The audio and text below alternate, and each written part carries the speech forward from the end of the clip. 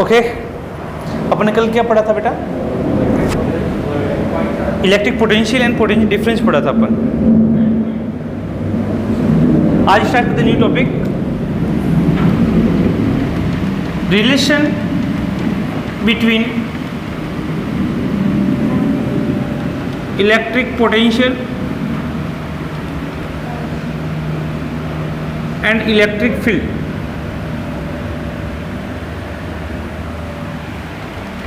Relation between electric potential and electric, ये मैंने बोला ये आपके पास इलेक्ट्रिक फील्ड है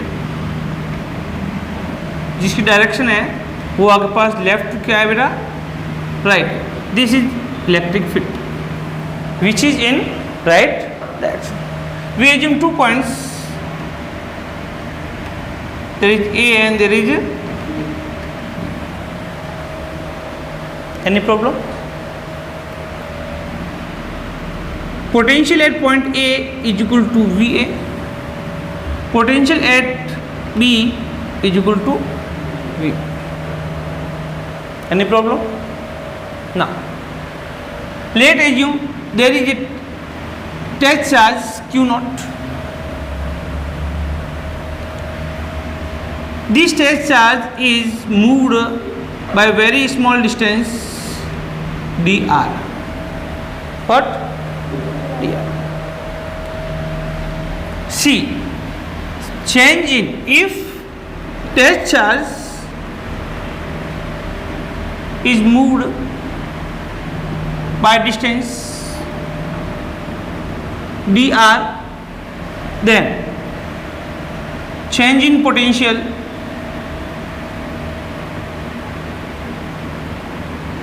is dV.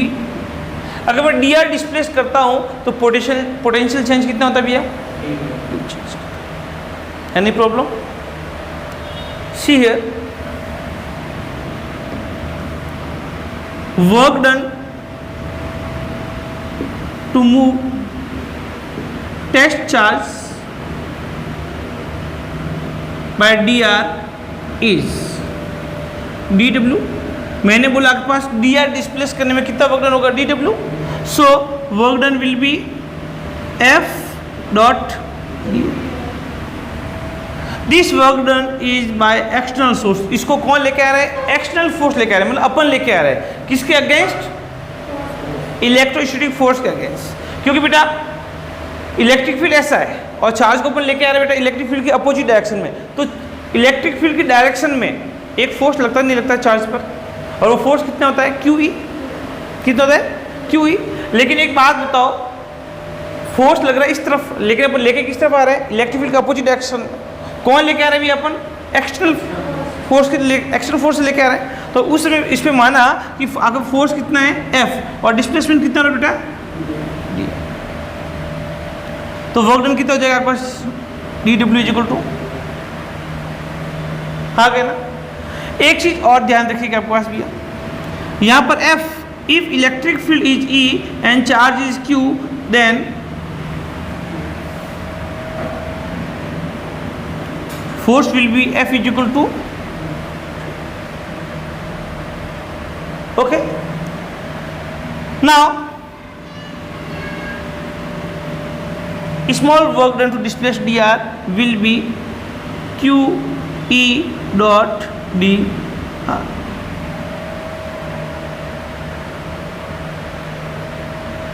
Let's assume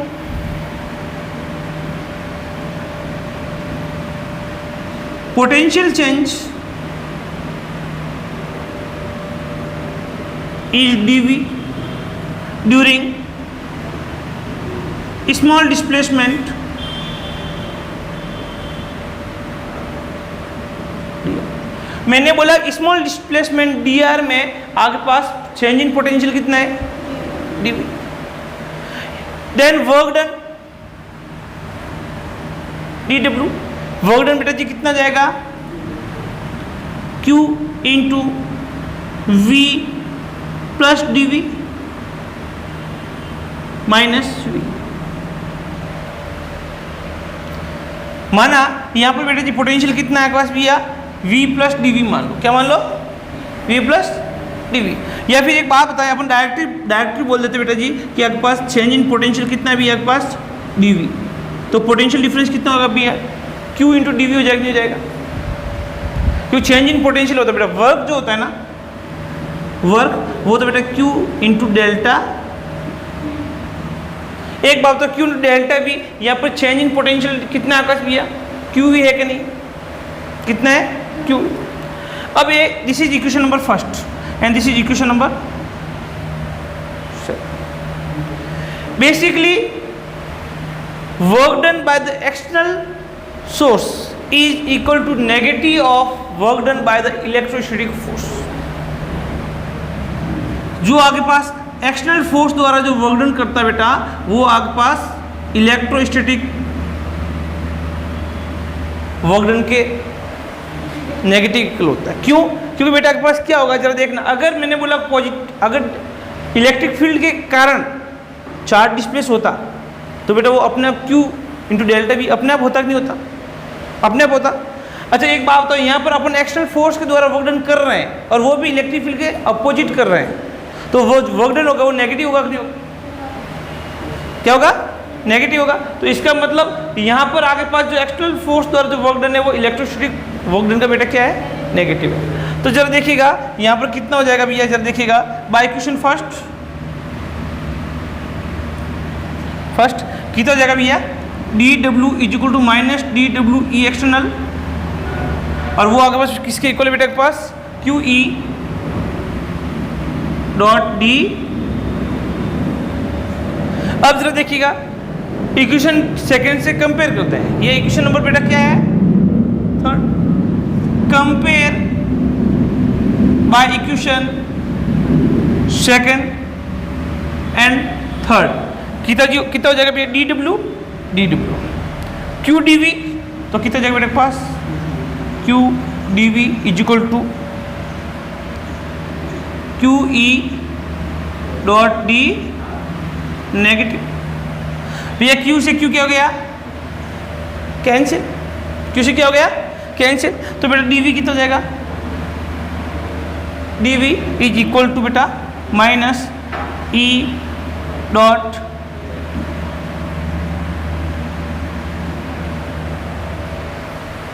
ये तो small change in potential dV है। अगर मुझे बेटा B से A तक लेके जाना है, कहाँ से लेके जाना है, B से A तक, तो चेंज इन पोटेंशियल क्या हो जाएगा मेरे पास, total change in potential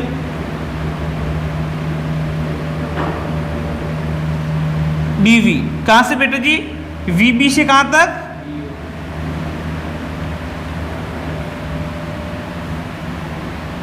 minus E dot D। अब बेटा वो यहाँ से कितना डिस्टेंस हो जाएगा, RB से R। अब देखो if initial point is infinite, अगर बेटे मैंने बोला बेटा के पास इनिशियल पॉइंट कहाँ था, इन्फिनिट पे था, तो इन्फिनिट पे VB कितना हो जाएगा, कितना हो जाएगा, 0, और RB बेटा कितना हो जाएगा, इन्फिनिट, RB क्या हो जाएगा, इन्फिनिट हो जाएगा। तो RB मतलब इनिशियल पॉइंट, इस पॉइंट की डिस्टेंस कितनी हो जाएगी, अगर इन्फिनिट हो जाएगा। तो इसका मतलब इसको अगर अपन बना दें dV क्या होगा बेटा के पास V,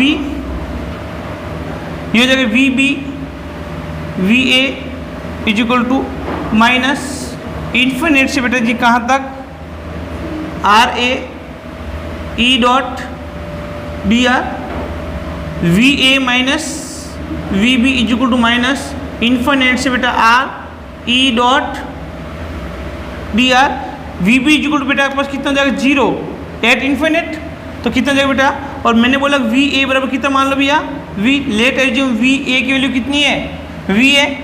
अब RA इज इक्वल टू बेटा कितना मान लिया मैंने, R, माना कि वो RA जो डिस्टेंस है वो आपके पास कितनी है, R है, तो बेटा जी कितना जाएगा, V is equal to minus infinite से R E डॉट। जब आप बुक में देखोगे तो आपको थोड़ा सा उसमें समझ में कम आएगा, क्योंकि उसकी लैंग्वेज अलग है, उसका जो दिखाने का जो तरीका वो बिल्कुल अलग है। मैंने बड़े सिंपल शब्दों में बोला बेटा के पास, मेरे पास 2 पॉइंट है ए और, ठीक है। यहाँ पर पोटेंशियल बेटा वी है, यहाँ पर पोटेंशियल बेटा कितना, क्यू नॉट टेस्ट चार्ज को मैं पॉइंट बी से डी आर डिस्प्लेस करा बेटा, तो मुझे एक्सटर्नल सोर्स जो मैं लेके आऊँगा किसी एक्सटर्नल फोर्स से, तो बेटा वो वर्क डन कितना हो जाएगा एफ डॉट डी आर, और F equal Q E, because Q not is charge, यहाँ बेटा क्यू कितना है, चार्ज मान लूँ मैं आपके पास, ठीक है, और क्यू आपके पास में चार्ज है, इलेक्ट्रिक फील्ड कितना है ई है, तो वर्क डन फोर्स कितना लगेगा बेटा क्यू ई।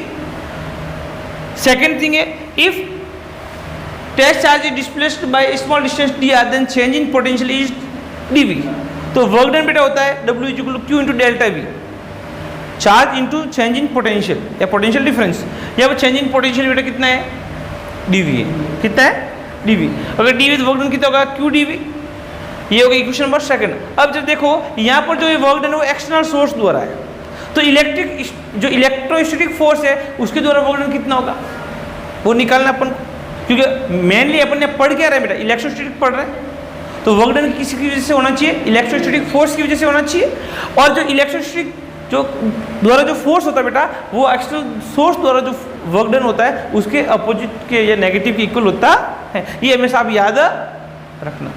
अब बेटा एक बार W external is equal to minus W electro, तो इसका डी डब्ल्यू इक्वल कितना हो जाएगा बेटा के पास minus of work done by the electrostatic force, so अपन बेटा यहाँ पे क्या कर देंगे नेगेटिव लगा देंगे बेटा, नेगेटिव लगाते बेटा के पास क्या हो जाएगा यहाँ पे क्या आ जाएगा माइनस आ जाएगा, मैंने लिखा नहीं माइनस।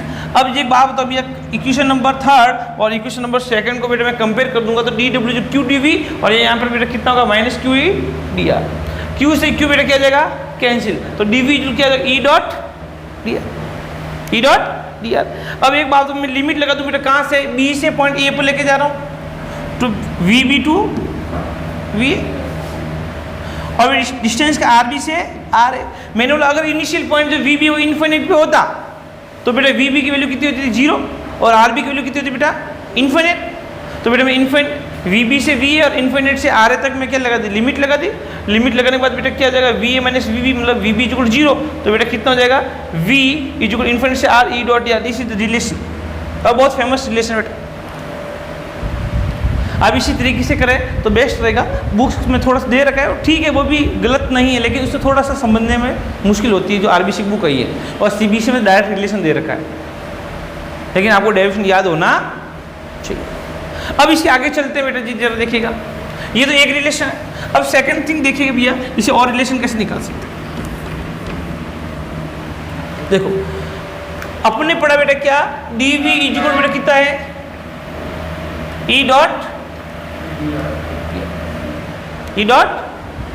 अब इधर देखिए भैया यहां पर बेटा जी आपके पास देखना मैंने बोला आपके पास ई डॉट डी आर, अगर मैंने ई और डी आर के बीच का जो आपके पास एंगल वो कितना मान लूँ थीटा मान लूँ, क्या मान लूँ theta. If angle between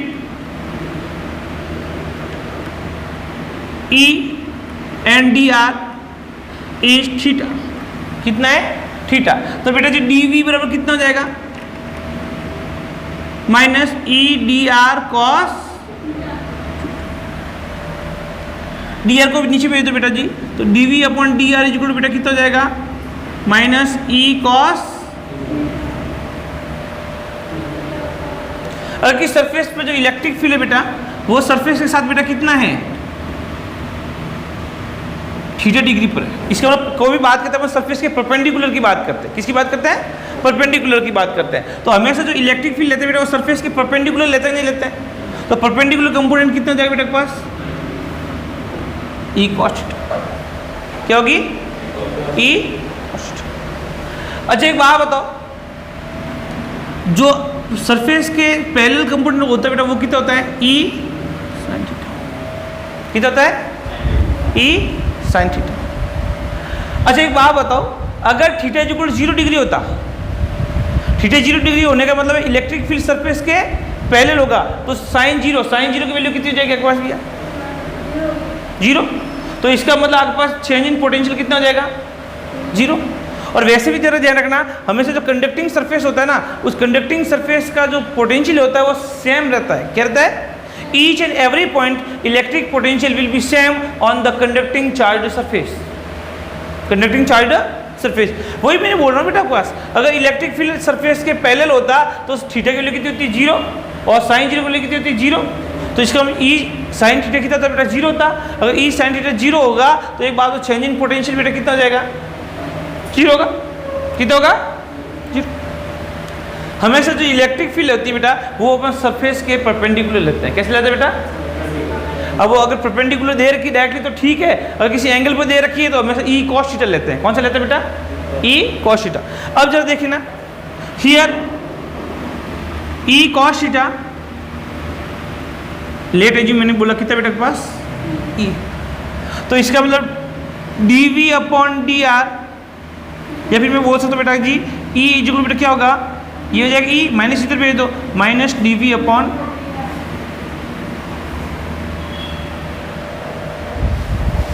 this is again important relation between electric field and electric potential. बेटा हाँ, मैंने कल डायरेक्टली बताया था, मैंने बोला मैं आपको वापस बताऊंगा, लेकिन this is the again very important relation between electric field and electric potential. Again एक थर्ड रिलेशन और है बेटा जी, we know very well that electric field is a vector quantity, then how we can write this relation in the form of vector, because many time question is asked in the vector form, then how you will solve? Again we can say that electric potential is a variable of x, y और z। मैंने बोला electric field electric potential है वो एक variable quantity है, वो x के साथ, y के साथ और z के साथ। तो आप कैसे सॉल्व करेंगे जरा देखिएगा।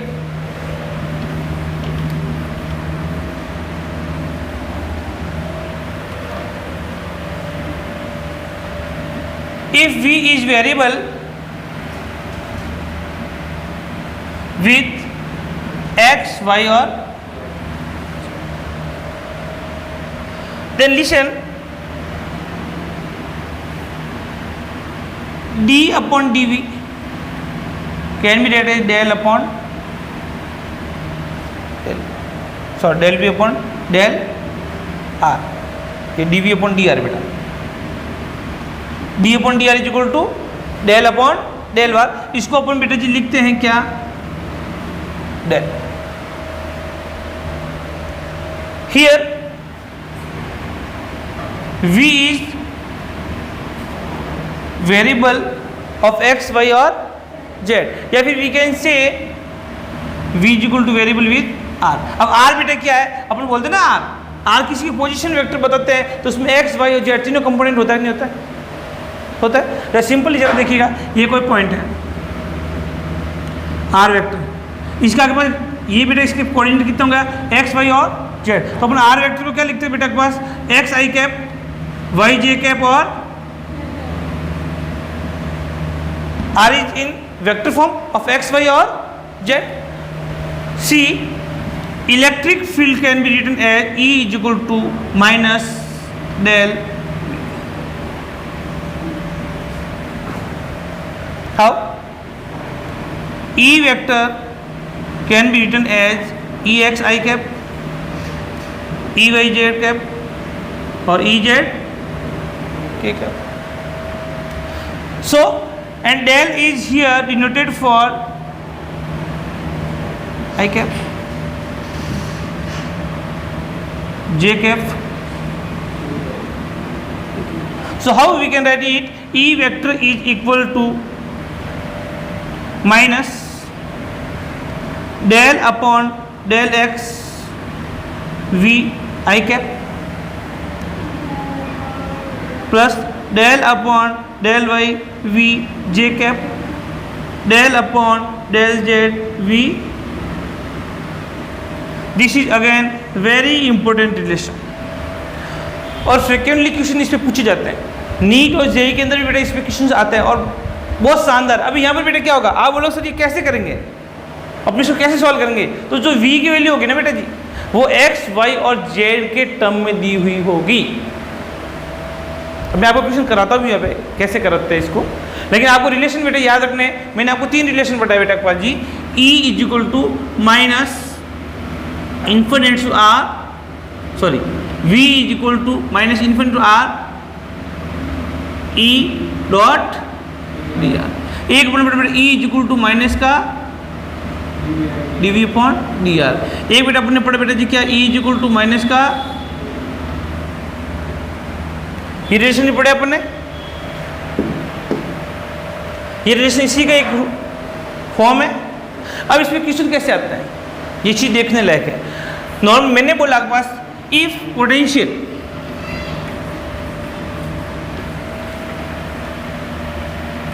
क्वेश्चन बात करते हैं, if potential V is equal to X square Y Z, then find electric field. तो आपको क्या निकालना बेटा जी, V now E is equal to minus del V. We can write it E vector is equal to minus del upon del x V I cap plus del upon del y V j cap del upon del z V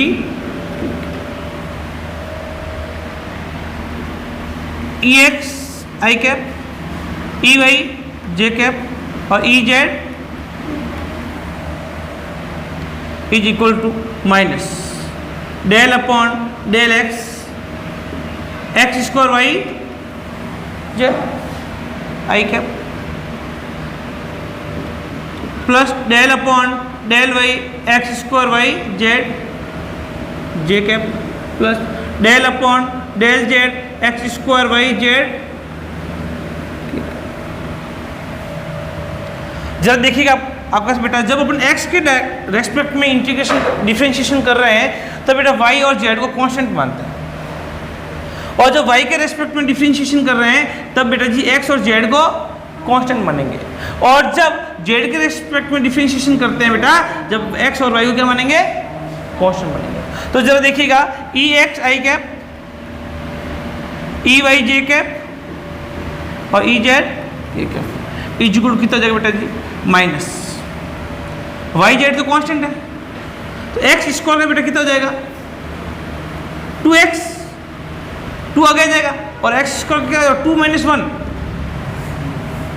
आ गया ना, और पीछे के बच के बेटा Y Z तो आपके पास क्या है, कांस्टेंट है।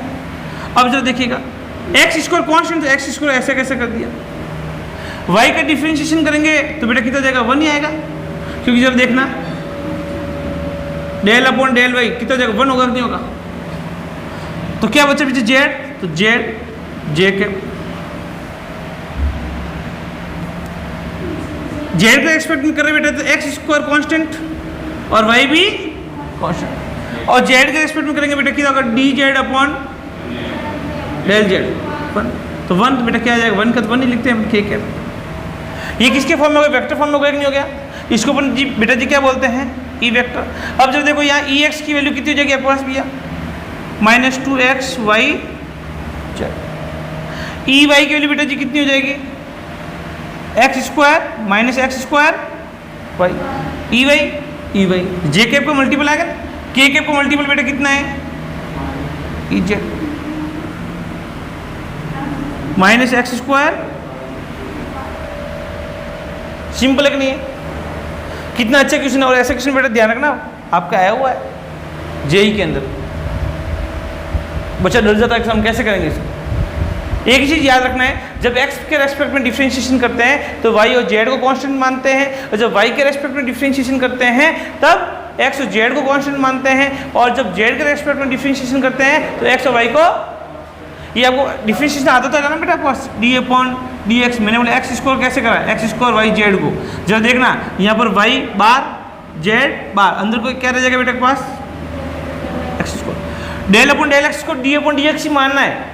अब बेटा क्या हो जाएगा, जब देखना वाई जेड कॉन्स्टेंट 2 है ना, 2 कहाँ जाएगा आगे, और एक्स की पावर 2 माइनस का 1, तो बेटा क्या होगा, एक्स वाई 2, एक्स की पावर कितना जाएगा बेटा 1, तो अपन इसको क्या लिख सकते हैं, 2x वाई जेड बोल सकते, नहीं बोल सकते, तो वाई जेड, तो 2x वाई जेड, और वही मैंने लिखा बेटा आपके पास, वही लिखा है, समझ में आ गया। तो आज जो मैंने टॉपिक पढ़ाया वो बहुत ज़्यादा इंपॉर्टेंट है, इसको वापस से घर पे जाके एक बार जरूर देखें इसको। और ये न्यूमेरिकल मैंने करवाया ये तो आपको करना ही है, ऐसा न्यूमेरिकल आप खुद कोई भी न्यूमेरिकल बना देना, एक्स को वाई जेड के एक्स वाई स्क्वायर जेड कर लेना, कुछ और कर लेना, और इसको सॉल्व करने के बाद, और इसका ये आपको स्टेटमेंट ज़्यादा ध्यान रखना है बेटा कि एक्स का रेस्पेक्ट करते तब किसको कांस्टेंट मानते हैं, वाई के रेस्पेक्ट में करते किसको कांस्टेंट मानते हैं, और जेड के रेस्पेक्ट में करते किसको कांस्टेंट मानते हैं, और रिलेशन आपको पता होना चाहिए। और बोर्ड के अंदर बेटा इसमें कई बार क्वेश्चन आ चुका है, write relation between electric field and electric potential, you have to write one of the these relation, इनमें से कोई एक रिलेशन आपको लिखना।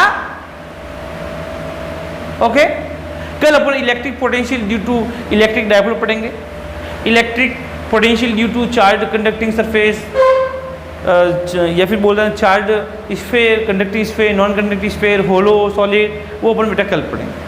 अपने जो भी दोस्त लोग हैं आप उन सबको बोलें अपने यूट्यूब चैनल को सब्सक्राइब करें, और अपना एप्लीकेशन है वो भी अभी तो फिलहाल तो फ्री है, उसको भी डाउनलोड कर दें, ठीक है, और लाइव क्लास ले लें।